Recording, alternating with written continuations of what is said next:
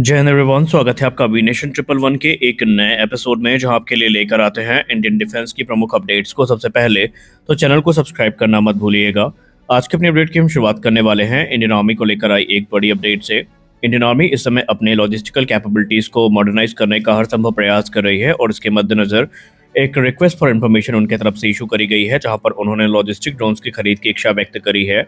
और ये logistic drone basically medium altitude और हाई एल्टीट्यूड ऑपरेशंस के लिए यूज़ किए जाएंगे।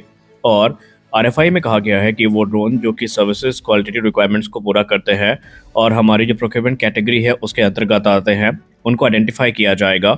और प्रयास यही रहेगा कि ये ड्रोन इंडियन वेंडर्स से ही खरीदे जाएंगे। इंडियन आर्मी ने एक एम्बिशियस टाइमलाइन भी इसको लेकर प्रस्तुत करी है, जहां पर उन्होंने कहा है कि कॉन्ट्रैक्ट साइन होने के 2 वर्ष के अंतर्गत जो ड्रोन्स है इनकी डिलीवरी शुरू होनी चाहिए।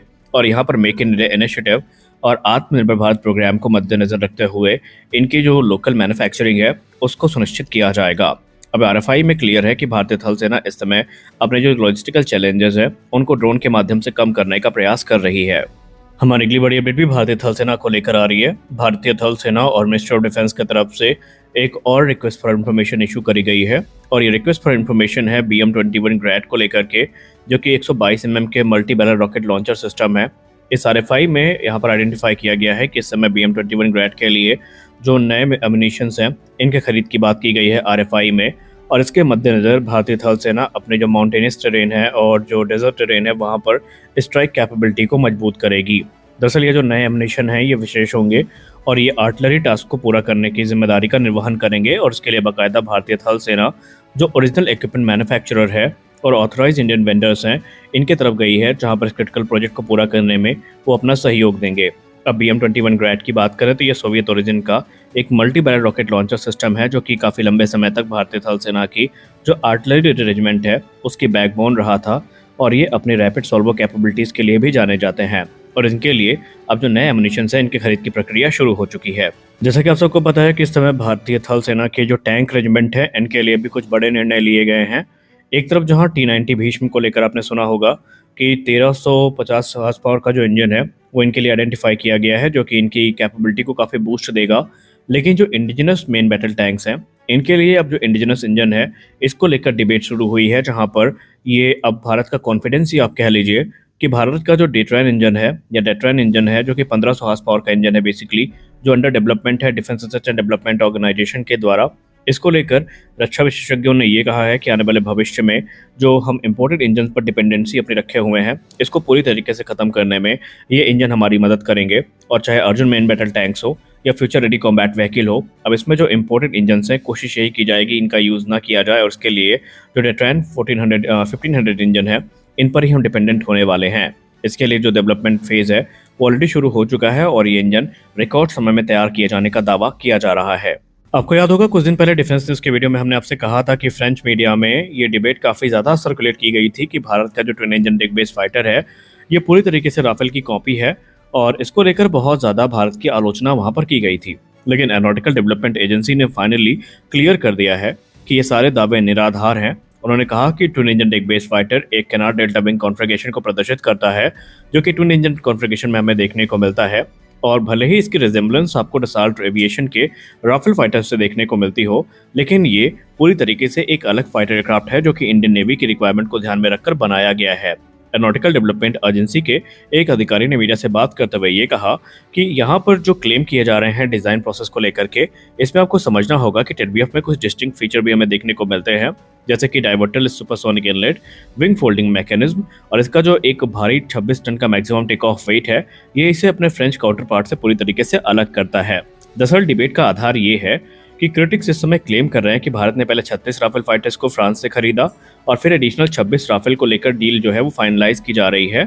और उन्होंने ये दावा किया कि एरोनॉटिकल डेवलपमेंट एजेंसी राफेल के क्रिटिकल डेटा को ऑफसेट क्लॉज के अंतर्गत प्राप्त कर चुकी है और यही कारण है कि जो डिज़ाइन सिमिलैरिटीज़ है वो हमें देखने को मिल रही हैं। लेकिन एरोनॉटिकल डेवलपमेंट एजेंसी ने इस प्रकार के दावों को पूरी तरीके से खारिज किया है और उन्होंने कहा है कि ऐसा कहना निराधार है, क्योंकि अगर आप कैपेबिलिटी वाइज भी देखेंगे तो बहुत सारी डिसिमिलैरिटी है जो आपको देखने को मिलेंगी दोनों प्लेटफॉर्म्स के बीच में। दोस्तों, एक समय हुआ करता था जब भारत में जब कोई रक्षा उपकरण की खरीद होती थी तो हमें ये शिकायत होती थी कि भारत में इन रक्षा उपकरणों का निर्माण कब होगा और क्या भारत कभी भी जो इम्पोर्टेड आइटम्स हैं उनको खुद से मैन्युफैक्चर कर पाएगा। और आज का समय ये है कि भारत की ही स्वदेशी कंपनियों के बीच में इतना फियर्स कंपटीशन देखने को मिल रहा है कि ये अनुमान लगा पाना थोड़ा जल्दबाजी होगी कि इसमें से विनर किसको माना जाए। और ऐसा ही कुछ हमें अब भारतीय थल सेना के एम्बिशियस 6,500 करोड़ रुपए के टेंडर में देखने को मिल रहा है, जिसके अंतर्गत 400 जो गन्स हैं जो कि 155 और 52 कैलिबर की टोट गन सिस्टम होने वाली हैं, इस कंपटीशन में हमें देखने को मिला है, जो कि भारतीय थल सेना की एक लॉन्ग टर्म रिक्वायरमेंट का हिस्सा है। और इसके अंतर्गत तकरीबन टोटल 1500 यूनिट भविष्य में भारतीय थल सेना को ज्वाइन करेंगी।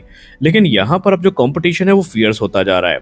कल्याणी स्ट्रेटेजिक सिस्टम लिमिटेड की तरफ से भारत 52 आर्टरी गन सिस्टम को पिच किया गया है और इस समय ये गन पूरे प्रोग्राम में फ्रंट रनर बन चुकी है, क्योंकि इंडस्ट्री सोर्सेस की तरफ से ये कहा गया है कि कल्याणी सिस्टम्स की तरफ से ये जो गन विकसित करी गई हैं, ये एडवांस टोट आर्टरी गन सिस्टम की तुलना में आधी प्राइस पर ऑफर की जा रही है और इनका जो प्रोडक्शन कैपेसिटी है ये भी ATAGS की तुलना में काफी ज्यादा है। इसके अलावा ये अपने दूसरे राइवल जिसमें Tata advanced systems limited, Larsen Toubro और दूसरी कंपनियां हैं उनको भी कड़ी टक्कर देती नजर आती है।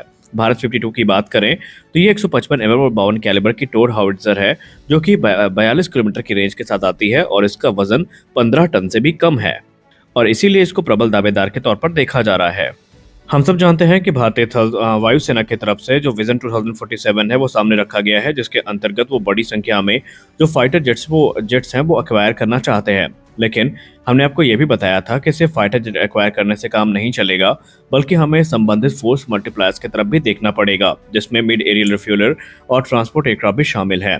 और इसी क्रम में एक बड़ी रिपोर्ट आ रही है इंडियन एयरफोर्स को लेकर, जहां पर बताया जा रहा है कि इंडियन एयरफोर्स को भारत के रक्षा मंत्रालय से एक Airbus A330 multi role tanker transport aircraft को लीज पर लेने की परमिशन मिल चुकी है। और ये जो टैंकर एयरक्राफ्ट है ये फ्रेंच एयरफोर्स से लीज पे लिए जाने की तैयारी शुरू कर दी गई है। अब जो इन्फॉर्मेशन मीडिया में सामने आई है उस हिसाब से अगर हम बात माने तो लीज की जो अवधि होगी वो 3 वर्षों की होगी और ये बेसिकली भारतीय वायुसेना की जो कैपेबिलिटी है उसको एक टेम्परेरी बूस्ट तो देगी। लेकिन अब यहाँ पर भारतीय जो वायुसेना है वो सीरियसली जो टैंकर एयरक्राफ्ट प्रोक्योरमेंट है उसके तरफ देख रही है, जहाँ पर आने वाले भविष्य में हमें 6 से ज़्यादा जो टैंकर एयरक्राफ्ट की खरीद है वो होती नजर आएगी। इस समय भारतीय वायुसेना अपनी मिड एरियल रिफ्यूलिंग की कैपेबिलिटी को पूरा करने के लिए जो अभी IL-78 है या IL-78 पर आधारित है, और आधारित नहीं कह सकते बल्कि डिपेंडेंट कह सकते हैं। लेकिन अब ये समय के हिसाब से पूरे अपनी जो सर्विस लाइफ है उसको पूरी कर चुके हैं और अब यहाँ पर ये आउटडेटेड सिस्टम भी हो चुके हैं, जिसके चलते जो भारतीय वायुसेना के एडवांस फाइटर्स हैं इनके लिए समस्या बनती जा रही है। तो ऐसे में इसको टैकल करने के लिए भारतीय वायुसेना के लिए निकट भविष्य में हमें जो बड़ी संख्या में टैंकर ट्रांसपोर्ट एयरक्राफ्ट हैं इनकी खरीद होती नजर आएगी। और ये टैंकर एयरक्राफ्ट तेजस मार्क 2, तेजस मार्क 1A, AMCA सबको मिड एरियल रिफ्यूलिंग के काम में आएंगे। तो कुल मिलाकर पहला टैंकर एयरक्राफ्ट की लीज को मंजूरी तो मिली है, अब देखना है ऑफिशियल कॉन्ट्रैक्ट कब फाइनलाइज होता है। तो आज के इस वीडियो में बस इतना ही। आशा करते हैं वीडियो आपको अच्छी लगी होगी। वीडियो अच्छी लगी वीडियो को लाइक करिए, नए हैं चैनल को सब्सक्राइब करिए। मिलते हैं अगले वीडियो में कुछ और अपडेट्स के साथ, तब तक के लिए जय हिंद।